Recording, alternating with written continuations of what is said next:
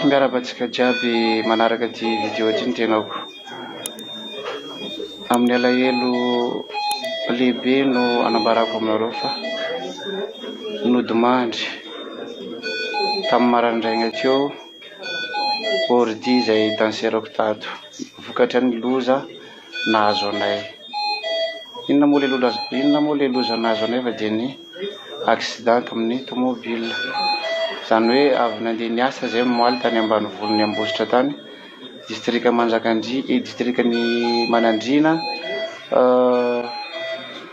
commune Ambimahazo. Rehefa nody zay vita spectacle dia tratran'io accident io satria nahatory angamba soferanay tao dia niala lalana zay. Eo amin'ny kilometra raika tsy idiranay amperany tany fotsy eo. Zany hoe hiakatra Antananarivo zany direction nay tamin'izany. Dia natao moa zany ny vonjy-aina taterina nandeha tary amin'ny hôpitalin'ny Antanifotsy zahay, dia tsy dia nahitana hoe fitsaboana karakory tao fa tsy maintsy nalefa niakatra Antananarivo zahay aty amin'ny OMI. Dia misy moa ny nandeha aloha nalefa ambulance le grave efa le tena fa grave be reny, anisan'izany le maty io. Dia noho ny tonga taty moa zany efa tsy tana ny ainy. Dia ny sasany moa zany efa niditra urgence tonga dia efa nanao fitsaboana, nanao radio.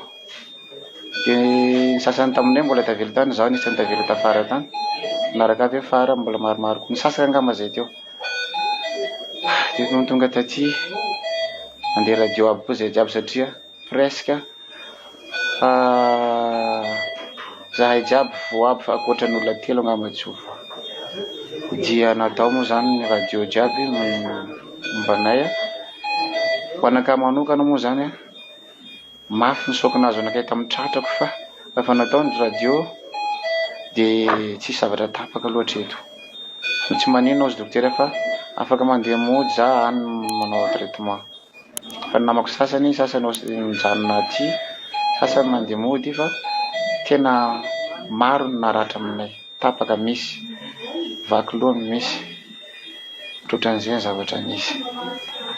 Ny mikasika ny razana moa zany, razana eo mpikarakarana anazy izay izy eo koa miaraka amin'ny namana aby reto.